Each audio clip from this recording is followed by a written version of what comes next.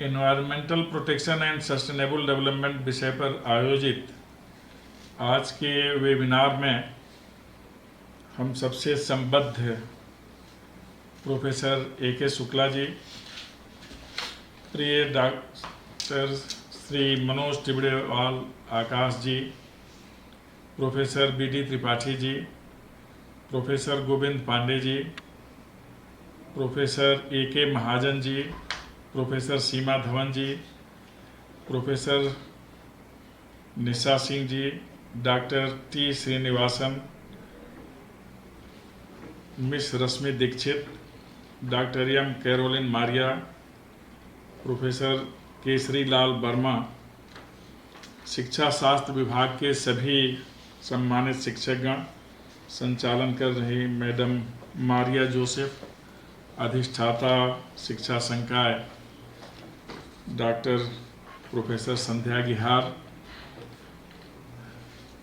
और भी जहाँ जहाँ से लोग आज के इस कार्यक्रम में संबद्ध हैं, वे सभी विशेष करके इस देश के 25 प्रांतों और 7 केंद्र शासित क्षेत्रों से तथा इथियोपिया, डबलिन, घाना, मस्कट, इस्लामाबाद से प्रतिभाग कर रहे 1861 प्रतिभागी गण, और जो लोग भी कहीं से सुन रहे हैं या सम्मिलित हो रहे हैं आज के इस वेबिनार में, वे सभी सम्मानित सुधी जन। हमारे साथ यहाँ विद्यमान हमारे ओएसडी डॉक्टर एस.डी. त्रिपाठी, हमारे टेक्निकल टीम के staff mister Gautam, mister Gaurav. मुझे बहुत खुशी है कि एक बहुत महत्वपूर्ण विषय पर आज वेबिनार आयोजित है। पहले तो आप सभी को विश्व पर्यावरण दिवस की बधाई। और आज अत्यंत सुख संतोष का विषय है कि हमारे साथ संवाद के लिए उपस्थित हैं प्रोफेसर ए.के. शुक्ला जी, जिनको आरंभ में मैंने सुना बहुत गूढ़ बातें बता रहे थे पर्यावरण से संबंधित, प्रिय श्री मनोज तिबड़ेवाल जी, जिन्हें हम लोग आकाश नाम से भी संबोधित करते हैं, और आकाश इसलिए भी कि आकाशवाणी दूरदर्शन से संबंधित और आकाश मार्ग से ही आजकल सूचनाएं, चाहे डिजिटल मीडिया हो या ब्रॉडकास्टिंग हो, उसी मार्ग से आती हैं, तो उससे जुड़े भी हैं, इसलिए भी मैं इनको आकाश मानता हूँ। बहुत अच्छी बात बता रहे थे आज के पर्यावरण संरक्षण के संदर्भ में मीडिया की क्या भूमिका हो सकती है। जन जागृति का सबसे बड़ा दायित्व तो मीडिया का ही होता है, हमें बताना, सतर्क करना और सक्रिय करना, और इसमें मनोज जी को पारंगत प्राप्त है। तो ऐसे मेरे प्रिय मनोज जी, अभी प्रोफेसर बी.डी. त्रिपाठी जी को सुन रहा था, इस विषय के अंतर्राष्ट्रीय ख्याति प्राप्त आचार्य हैं त्रिपाठी जी, और इसलिए भी इनका हमेशा ध्यान रहता है कि पाप नाशनी गंगा में अगर विषाक्त करने वाले कण आ जाएं, प्रदूषित होने लगे गंगा जल, तो इस मानवता का क्या होगा। भारत भूमि में तो मनुष्यता वहीं तरती है जब उसके हाथ में गंगा आ जाता है, मुंह में गंगा जल आ जाता है, अथवा आंखों से गंगा दर्शन हो जाता है। हमारे यहाँ की मान्यता है दर्शन मज्जन पान तीनों एक समान। हम जब गंगा जी के सामने उपस्थित होते हैं तो ये सारे फल हमें मिल जाते हैं। तो ऐसे माँ गंगा में कठिनाइयाँ आ रही हैं, उसके निवारण के लिए चिंता व्यक्त करने वाले हमारे त्रिपाठी जी हमारे साथ गोरखपुर में पर्यावरण से संबंधित और अकादमिक व्याख्यानों में बहुधा उपस्थित रहने वाले मेरे नितांत प्रिय मदन मोहन मालवीय इंजीनियरिंग विश्वविद्यालय के dean of infrastructure and planning faculty professor Govind Pande ji, जिन्हें पर्यावरणविद के नाम से जाना जाता है और पर्यावरण आंदोलन के प्रणेता भी कहे जाते हैं हिंदुस्तान में, professor A K. Mahajan ji, professor Seema Dhawan जी श्रीनगर से जो जुड़ रही हैं, महाजन जी तो धर्मशाला से हम लोगों से जुड़े हुए हैं, डॉक्टर निशा जी जो इग्नू दिल्ली से जुड़ी हुई हैं, टी श्रीनिवासन तो हमारे सहयोगी ही हैं, और एक एडवोकेट जिनका उल्लेख हमारे प्रिय मनोज जी कर रहे थे, miss Rashmi Dixit, Delhi high court की बहुत तेजस्वी अधिवक्ता कही जाती हैं और इनके वक्तव्य न्यायालय में बहुत ज़्यादा चर्चित होते हैं और सुर्खियां बटोरते हैं। आने वाले दिनों में इस लीगल वर्ल्ड की एक महत्वपूर्ण शख्सियत होंगी अपनी क्षमता, योग्यता और वक्तृता से और तर्क प्रस्तुति से। तो ऐसी Rashmi Dixit, doctor M Caroline Maria जो चेन्नई से जुड़ रही हैं, इनके बारे में हमें मैडम गिहार ने बता रखा है। और हमारे मित्र संभवतः ये कल जुड़ेंगे, आज जुड़ जाए तो मुझे और ज़्यादा अच्छा होगा। प्रोफेसर केसरी लाल वर्मा जी, वाइस चांसलर पंडित रविशंकर शुक्ल विश्वविद्यालय रायपुर, मेरे अनन्य मित्र भी हैं, सहयोगी भी हैं, शुभेच्छु भी हैं। मैं सुन रहा था शुक्ला जी को, मनोज जी को, बीडी त्रिपाठी जी को, और मुझे बहुत अच्छा लगा कि इस विषय को लेकर आप लोग कितने चैतन्य हैं, कितने जागरूक हैं और कितना आग्रही हैं कि पर्यावरण बचना चाहिए और इसके लिए हम सभी को मिलजुल कर प्रयास करना चाहिए। हम लोग वस्तुतः पर्यावरण को लेकर के बहुधा विचार विमर्श करते रहते हैं। आज विश्व पर्यावरण दिवस है, इसकी बधाई मैं पहले ही दे चुका हूं और इसका जो ध्येय वाक्य है 2020 का, वह है टाइम फॉर नेचर, कि हमें प्रकृति के लिए भी समय निकालना है। बहुधा हम अपने वैकाशिक यात्रा में संवाद की कड़ी में बोलते जाते हैं, महत्वपूर्ण कार्यों पर जब चर्चा होती है कि हमारे पास समय नहीं है, लेकिन आज कोविड-19 नामक वायरस ने सबको पर्याप्त समय दे दिया है और ऐसे में हमें अपने ऊपर समय देना है और उस प्रकृति के ऊपर समय देना है जिसके चलते हम हैं। पुरुष और प्रकृति का संबंध न केवल जीवन संचलन के लिए अपितु दर्शन भाष्य के लिए भी आवश्यक होता है। पर्यावरण वह है जिससे हम सदैव परिवेष्टित होते हैं, जिस पर हम अवस्थित हैं और जिससे हम व्यवस्थित हैं। हम परिवेष्टित हैं वनस्पतियों से, वायुमंडल से, व्योममंडल से। हम अवस्थित हैं इस धरा पर और हम व्यवस्थित होते हैं जल और जंगल से। इसलिए इनकी बहुत उपादेयता है हमारे जीवन में। हमारा जीवन जब व्यक्त होता है तो उसमें सारे जीवधारी आ जाते हैं। जब तक पर्यावरण संतुलित है, सुरक्षित है, तो जीवन के लिए कोई कष्ट नहीं है या कोई संकट नहीं है। पृथ्वी रत्न गर्भा भी है, अन्न गर्भा भी है। हमारे लिए रत्न, हमारे लिए अन्न की व्यवस्था पृथ्वी ही करती है। तमाम वैज्ञानिक परीक्षण और प्रयोग इस धरा को भी कहीं न कहीं चोट पहुंचाते हैं। हम वनस्पतियों के उन्नयन के लिए, बेहतर उत्पाद के लिए जो केमिकल पदार्थ इस धरा में डालते हैं, इससे कहीं इसकी प्रवृत्ति नष्ट होती है। मूलतः मनुष्य प्रकृति और प्रवृत्ति से जाना जाता है। प्रकृति हमारा स्वभाव है और प्रवृत्ति हमारी सोच है। इन दोनों के अंतर्गत जो मूल विषय होता है हमें संचालित करने के लिए, वह पर्यावरण ही होता है।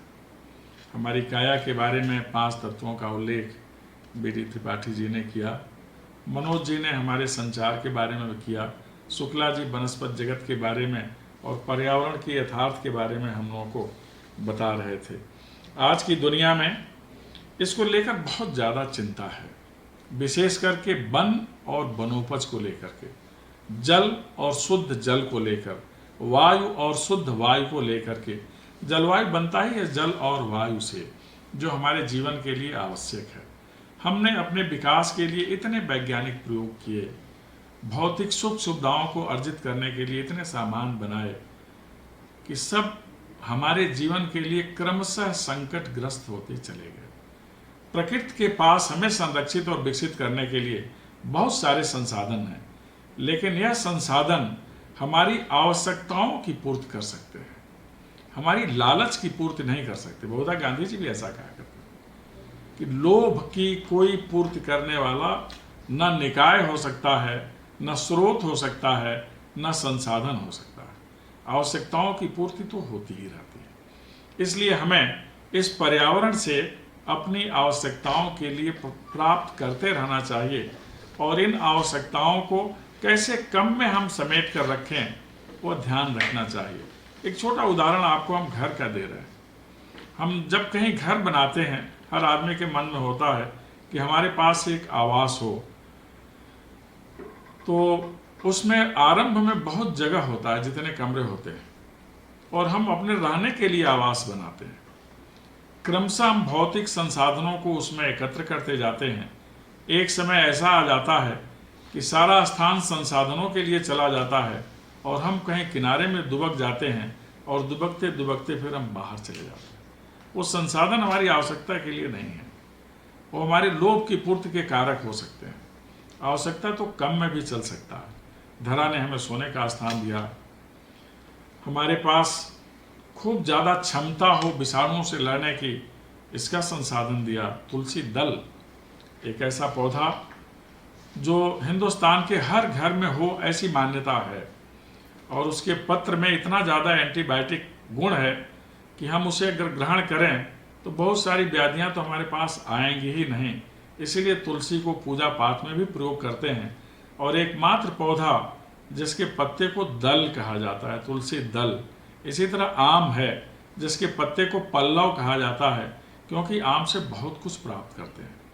हमारी मान्यता में तो पंचावटी का बहुत महत्व है। 5 पौधे, 5 जड़। हमारे यहाँ जो प्रमुख वृक्ष हैं वो सब वंदनीय हैं। आम, नीम, पाकड़, गूलर, बरगद, पीपल। पीपल से तो निरंतर ऑक्सीजन ही निकलता रहता है। तो हमारे लिए प्राणवायु की व्यवस्था यह वनस्पतियाँ करती हैं। पहाड़ पर जब उत्तराखंड में चिपको आंदोलन शुरू हुआ तो उसका एक नारा होता था, एलीपोस वन तेलीपोस जन।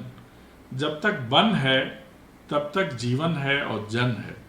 जल को भी जीवन कहते हैं, जल ही जीवन है। तो हमें निरंतर इसके बारे में विचार करना चाहिए कि वन सुरक्षित रहें। वन सुरक्षित रहेंगे तो जीवन सुरक्षित रहेगा।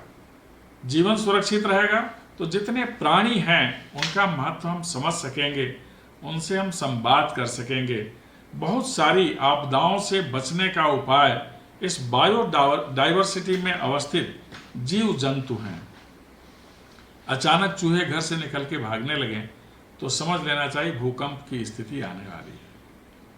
अचानक चींटियां निकलने लगे बाहर बहुत ज़्यादा, या पंखधारी पतंगे उड़ने लगे तो समझ लेना चाहिए घनघोर बारिश की स्थिति आने वाली है, और उसे थोड़ा बचाव के लिए उपाय निकाल लेना चाहिए।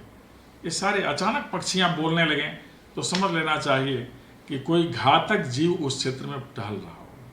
तो इस तरह से हमें बहुत सारे संकेत पक्षियों से, जीव जंतुओं से मिल जाते हैं। लेकिन जब निबनीकरण की प्रक्रिया शुरू होती है तो मानव जीवन के सामने संकट उत्पन्न हो जाता है। हम आप सभी जानते हैं कि ब्राज़ील के जो जंगल हैं वो दुनिया के लिए फेफड़ा कहे जाते हैं। सर्वाधिक ऑक्सीजन दुनिया को ब्राज़ील के जंगलों से मिलता है। इंडोनेशिया के जंगल एशिया के फेफड़ा कहे जाते हैं, सबसे ज़्यादा ऑक्सीजन वहीं से आता है। लेकिन जब औद्योगिक विकास के लिए इनकी कटान शुरू होती है तो हमारे लिए ऑक्सीजन जितनी मिलनी चाहिए पर्याप्त, उसमें कहीं न कहीं कमी होने लगती है।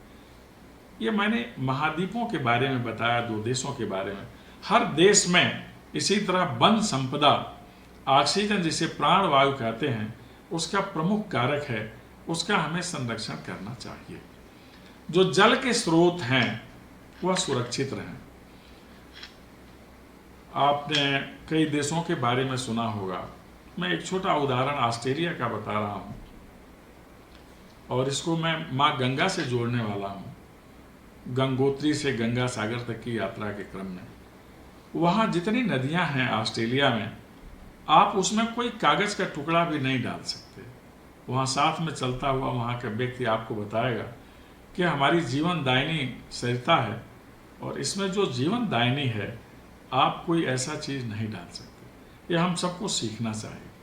हम जिस गंगा जल को गंगोत्री से और गंगा सागर के बीच विभिन्न स्थलों से लेकर घर में रखते हैं, अगर उसमें हम कुछ खराब चीज़ डालें तो हम वस्तुतः अपने साथ, अपने जीवन के साथ अन्याय कर रहे होते हैं। भारत की संस्कृति में गंगा, गाय, गणेश, गायत्री, इन सब का बहुत ज़्यादा महत्व है। इसलिए जो जीवन धारा देती है, सरिताएं, नदियाँ, उनको प्रदूषित होने से बचाना चाहिए। वस्तुतः सभ्यताओं का विकास नदियों के किनारे ही हुआ है, आज तक का ऐसा इतिहास है। लेकिन अब नदियों के किनारे तो हम जिस रूप में पहुंच रहे हैं वो बहुत चिंतनीय है। हम कल कारखाने वहाँ लगा रहे हैं, उसके अपशिष्ट उसमें जा रहे हैं। हम सघन बस्तियां बना ले रहे हैं और जो अपशिष्ट है वह नदियों में जा रहा है। जिससे हमें जीवन मिलता है, उसी के जीवन के विरुद्ध हम अब आचरण कर रहे हैं, तो इससे बचना चाहिए।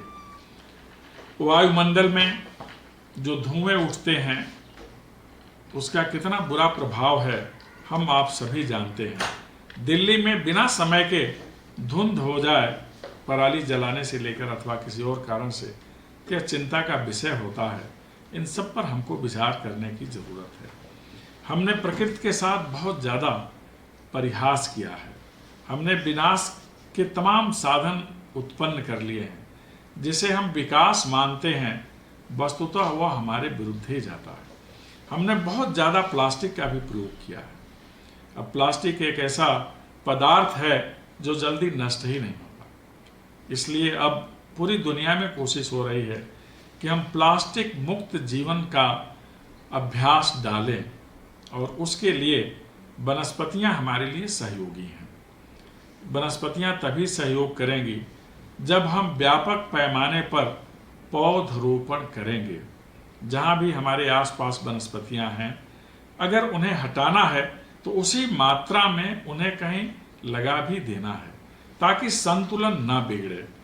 प्लास्टिक के स्थान पर अब हम वनस्पत निर्मित बैग, थैले लेकर बाजार में जा सकते हैं। हमें इसका ध्यान रखना चाहिए। हम जो अपने उपयोग में आने वाले बैग हैं, बेल्ट हैं, बॉक्स हैं, इसमें भी वनस्पतियों का प्रयोग कर सकते हैं। हम आप सभी जानते हैं कि बैग के लिए, बेल्ट के लिए और चमड़े के सामान के लिए बहुत सारे जीवधारियों का नाश कर देते हैं, हम उनका शिकार कर देते हैं। मगर भी उसमें एक है जो आने वाले दिनों में अगर संरक्षित नहीं हुआ तो लुप्त प्राय हो जाएगा। तो ऐसे जीवधारियों को बचाने के लिए ज़रूरी है कि हमारे पास एक बहुत अच्छा विकल्प है जिसे वीगन लेदर कहते हैं। यह वनस्पतियों से बन जाता है, फलों के छिलके से बन जाता है, पत्तियों से बन जाता है। तो इसके बारे में हमें ध्यान देना चाहिए कि अब हम चमड़े का प्रयोग कम से कम कर दें, क्योंकि इस धरा पर सबके लिए निश्चित स्थान है, सभी जीवधारियों के लिए स्थान है। पर्यावरण का मतलब केवल वनस्पतियां नहीं है, केवल पानी नहीं है, केवल हवा नहीं है, यह सारे जीवधारियों से संबंधित है। क्योंकि पर्यावरण हम सभी को परिवेष्टित करता है, एक आवरण प्रदान करता है, एक संबल प्रदान करता है, शक्ति प्रदान करता है। तो सबके लिए एक निश्चित स्थान होना चाहिए। आजकल हम एम्प्लॉयमेंट की बात करते हैं कि केवल उद्योगों से एम्प्लॉयमेंट बनता है, ऐसा नहीं है। प्रकृति ने जो संसाधन दे रखे हैं उनसे भी एम्प्लॉयमेंट सृजित होते हैं। हमें बहुत अच्छा लगा जब professor B D Tripathi ji चर्चा कर रहे थे। हमारे विश्वविद्यालय में, जहाँ यह विश्वविद्यालय अवस्थित है, इसे जनजातीय अंचल कहा जाता है।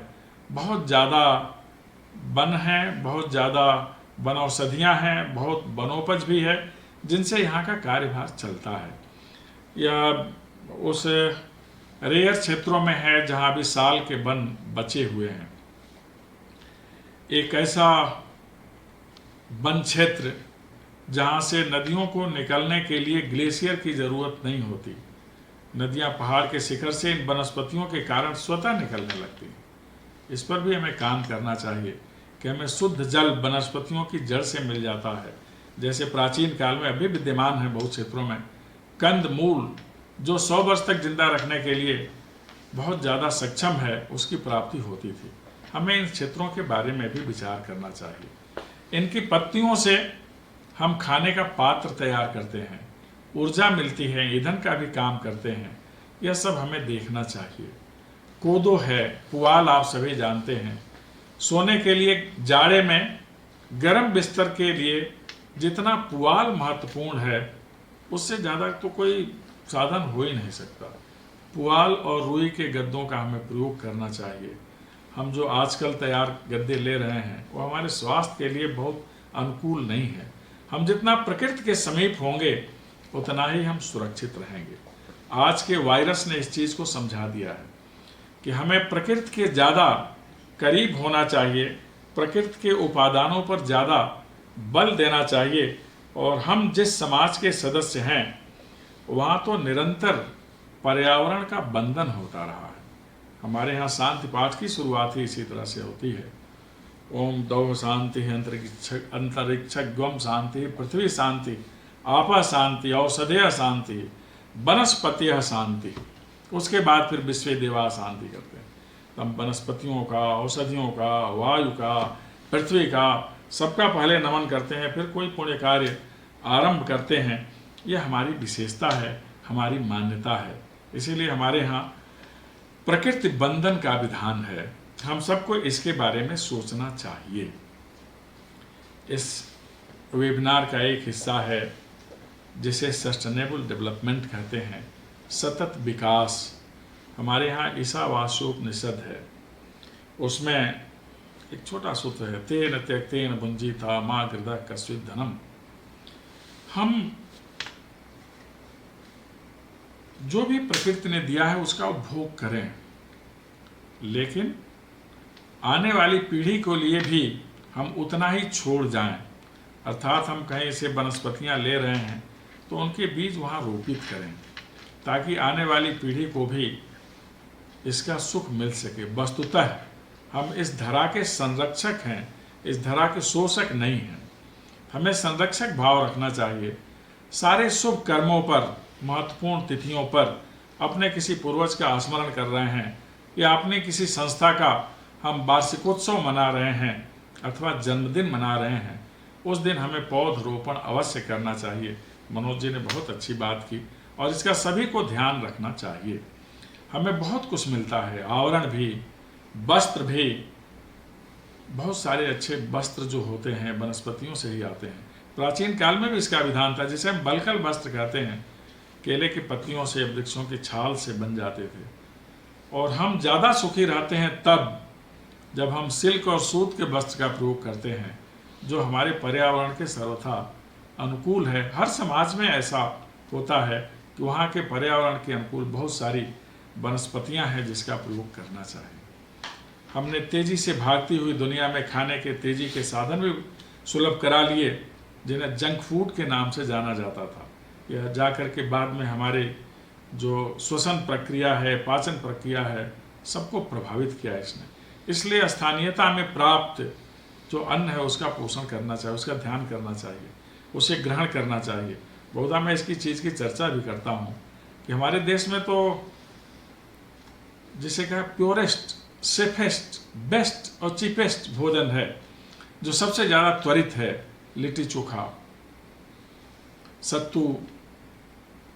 इससे ज़्यादा तो कुछ अच्छा हो ही नहीं सकता, जो सब जगह सुलभ है। बहुत ज़्यादा इसमें व्यय भी नहीं। सत्तू को तो किसी भी फार्म में ले सकते हैं। हम जिस अंचल में हैं, यहाँ कोदो, अमरकंटक कोदो के नाम से जाना जाता है, सर्वथा सुपाच्य और इम्यूनिटी को बढ़ाने वाला। यहाँ का शहद जो व्याधिनाशक भी है, बलवर्धक भी है, बुद्धिवर्धक भी है। हमें ऐसी चीज़ों का प्रयोग करना चाहिए जिसे सीधे प्रकृति ने हमें दिया है। हमारे त्रिपाठी जी कहते हैं चूड़ा दही का उल्लेख आपको कर देना चाहिए। हमारे व्यवस्था में है, त्वरित भोजन, शुद्ध भोजन आप कर सकते हैं, साथ वो सुलभ है। हमारे आसपास जो फल हैं, जो वनस्पतियां हैं, हम उस पर ध्यान दें और उनका रोपण भी करें। तो इस तरह हम पर्यावरण संरक्षण में अपनी भूमिका निभा सकते हैं।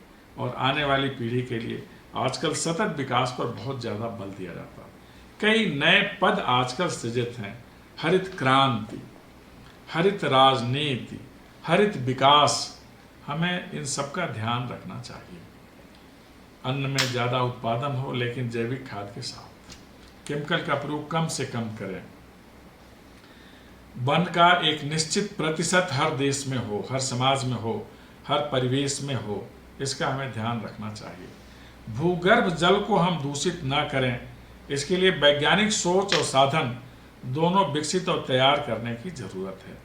हम नदियों में जाएं, नदी का जल शुद्ध लें। आजकल नदियाँ कितनी सुंदर दिखलाई दे रही हैं, कितनी स्वच्छ दिखलाई दे रही हैं, जिसमें मछलियाँ भी ऊपर आकर हमारा स्वागत करती हैं। मछलियों की भी रक्षा होनी चाहिए, पशुओं की रक्षा होनी चाहिए। हमारे शास्त्र में कहा गया है कि घर से जब भी आप बाहर निकलें तो भरा हुआ पानी देख करके जाएं। पहले उस पानी में मछलियाँ भी दिखती थी। मछलियाँ तेजी से वृद्धि का कारक मानी जाती हैं। वर्धनताम शब्द उन्हीं के लिए आया जिनसे वंश वृद्धि होती है, अर्थात हमारी परंपरा आगे भी चले। जल हम इसीलिए देख कर चलते हैं। जो जल शुभ का द्योतक है, जो पत्ते शुभ के द्योतक हैं, उसे तो सुरक्षित संरक्षित रखना हमारा धर्म है। और जो धरा हमें धारण करती है, उसकी रक्षा करना भी हमारा धर्म है। सतत विकास तभी होगा। हम केवल कंक्रीट के जंगल खड़े कर दें, शहर महानगर बना लें, बसा लें और वहाँ जाकर रहने लगें, यही हमारी प्रगति का द्योतक नहीं होगा। प्रगति वह है जहाँ सबको रहने के लिए अवसर मिले, स्वच्छ पर्यावरण मिले, शुद्ध वातावरण मिले, जहाँ आप निश्चिंत निष्कंटक निरापद ध्यान कर सकें, मनन कर सकें, चिंतन कर सकें, अध्ययन कर सकें और आगे बढ़ने के लिए अपने को तैयार कर सकें। इसके लिए हमें हमेशा अपनी बुद्धि परिमार्जित रखनी चाहिए, विवेक का प्रयोग करना चाहिए, राष्ट्र की जो नीति है उसका पालन करना चाहिए।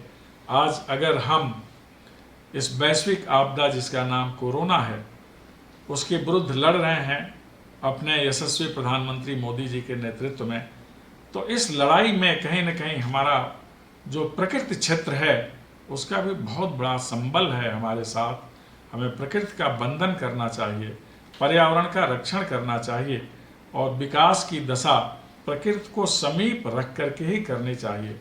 क्योंकि जब भी पुरुष और प्रकृति के संबंध का संतुलन बिगड़ता है तो मानव जीवन पर संकट उत्पन्न हो जाता है। आइए हम जो माननीय मोदी जी का संदेश है, स्वच्छ भारत स्वस्थ भारत, ये तभी होगा जब हमारा पर्यावरण सुरक्षित होगा और स्वच्छ होगा।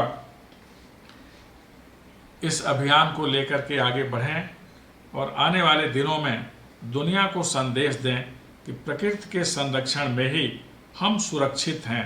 पहले कहा जाता धर्मो रक्षति रक्षितः, जो धर्म की रक्षा करता है, कानून की रक्षा करता है, उसकी रक्षा हो जाती है, वही रक्षित है। जो अब वनस्पति की रक्षा करेगा, पर्यावरण की रक्षा करेगा, वास्तव में वही सुरक्षित होगा।